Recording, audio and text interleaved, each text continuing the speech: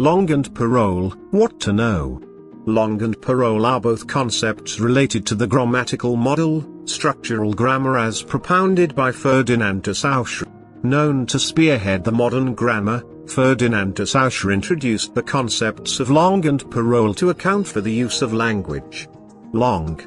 Langue refers to the abstract system of language. That is, the knowledge of the system of a language resident in the mind of a speaker. Langue is the mental knowledge a native speaker has of their language with which they can decipher the grammaticality or ungrammaticality of expressions in their language. Every speaker of a language by virtue of exposure to the language acquires a wealth of knowledge about the workings of such language. This knowledge of the phonology and phonetics, pronunciation aspects of a language, morphology and lexicology, word formation aspects of a language, syntax, sentence formation aspects of a language, is stored in the mental facility of a speaker. Hence, langue is mentalistic. It can also be described as abstract because it lacks a physical component by which it can be interacted with either by touch, smell, feel, etc. The knowledge a speaker has of their language, including the rules that guide the use of their language and the contexts of its usage. Practically a language's system is what langue is concerned with.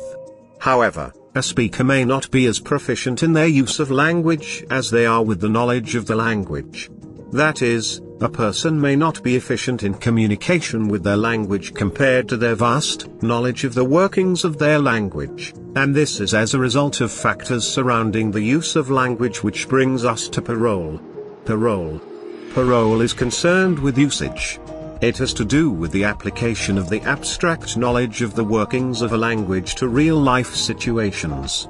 As a result, parole is said to be concrete compared to langue, which is abstract simply because parole is performative and not mentalistic. The ways native speakers or speakers of a language use language is what parole is concerned with. It is worthy of note, however, that language is not used in a vacuum. That is, the use of language at any point in time is conditioned by a number of factors which influence language use. It is because of these factors that a person's use of language may not match their intrinsic knowledge of the systems and rules that guide the use of their language. Basically, speakers may not be as effective in communication as they are knowledgeable of the rules of their language, and this brings us to the factors affecting parole.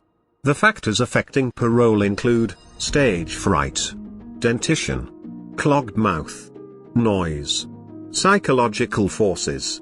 Stage fright is one of the major factors that affect a speaker's use of language.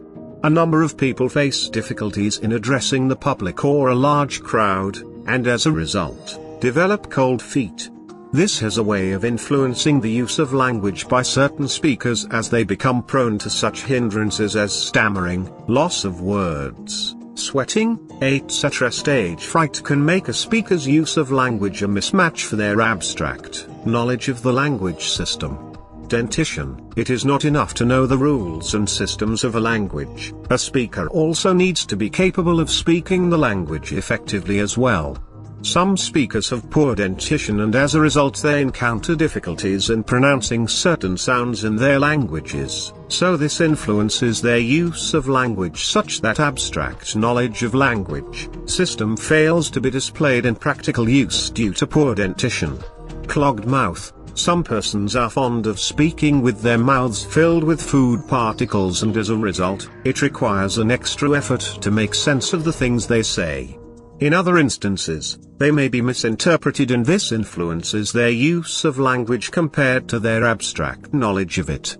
Noise. It would be very difficult, if not impossible, to communicate clearly in the presence of noise.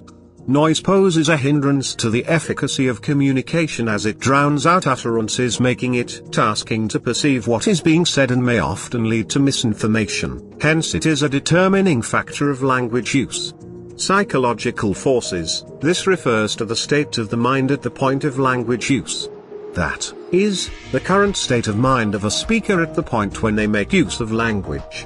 Some persons might have a lot going on in their minds, and it may have an effect on how they communicate with language. For instance, they may be traumatized by an experience, facing financial or emotional challenges, etc. All these have a way of influencing how speakers use language. So langue and parole are concepts that relate to language as enunciated by structural grammarians. While langue refers to the abstract knowledge of the workings of a language, parole refers to the practical usage of a language. See you soon.